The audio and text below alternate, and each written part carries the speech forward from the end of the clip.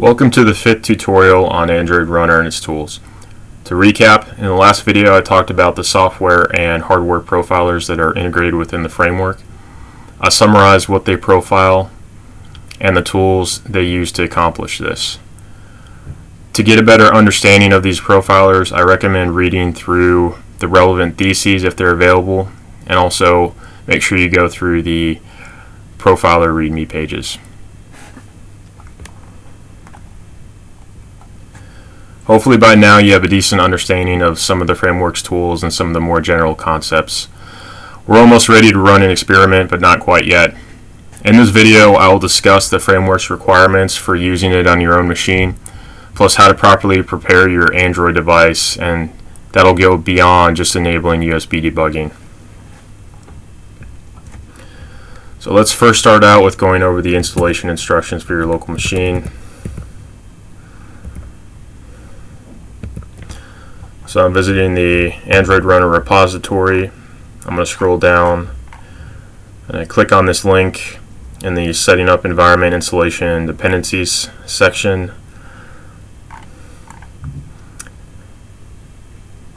And we're going to discuss the requirements and setting up the environment and dependencies.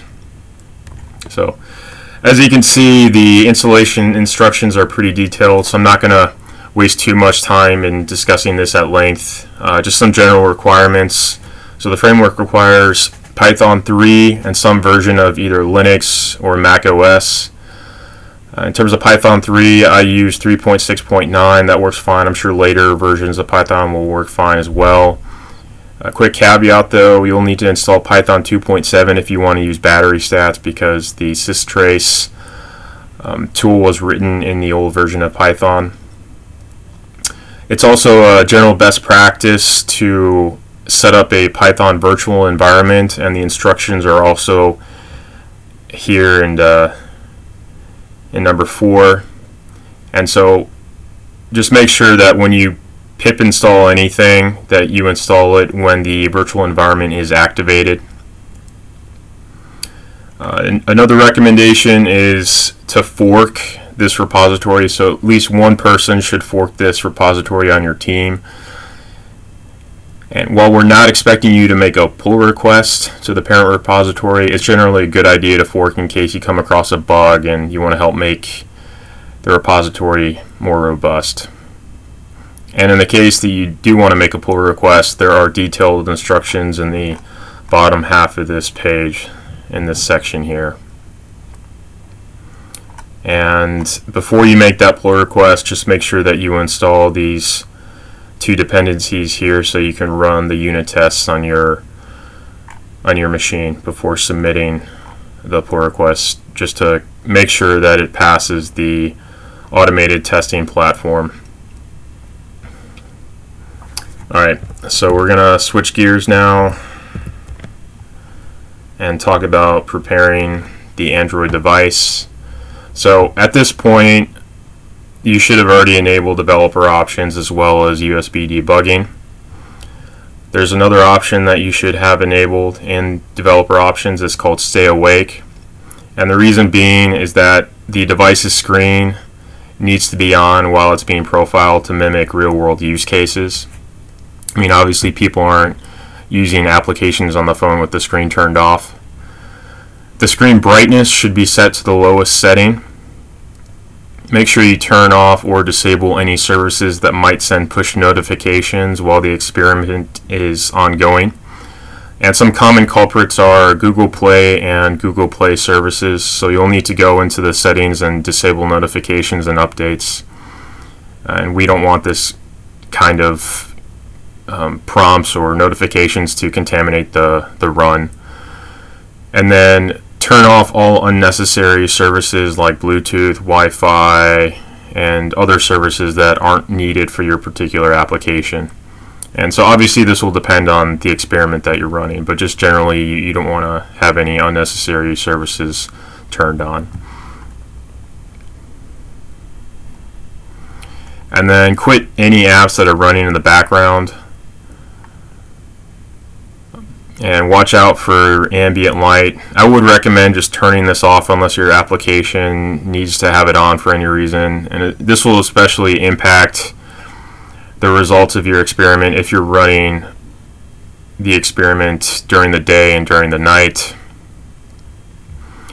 And the last recommendation I have is to run the experiment in the same physical environment, especially if your experiment will last several days. Alright, so we're going to the last section now of this video. So we're going to connect the device to ADB, and we're going to enter the device ID into devices.json.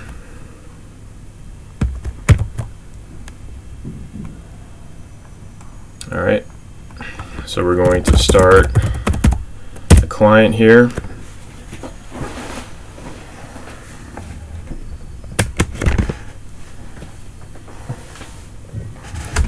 I'm going to connect the phone, my LG G6.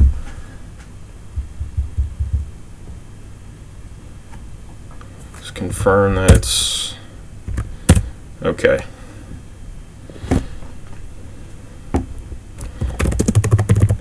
So I think I'm going to have to restart my phone. We'll try one more.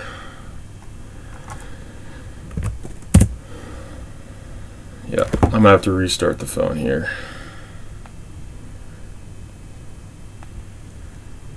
It's not recognizing the device.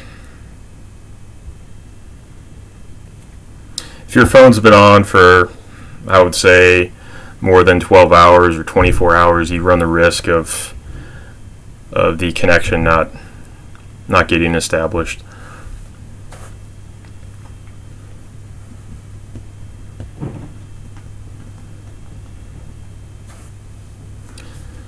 So I'm just waiting for the device to boot up again.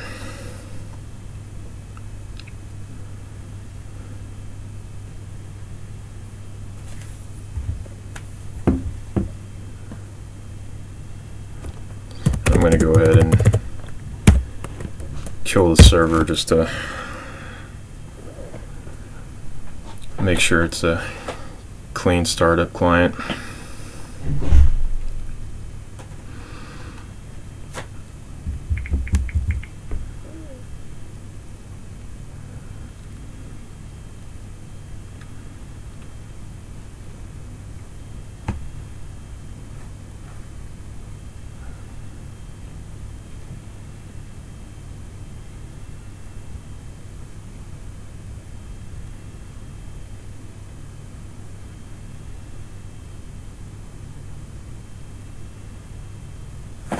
Alright, let's try this again.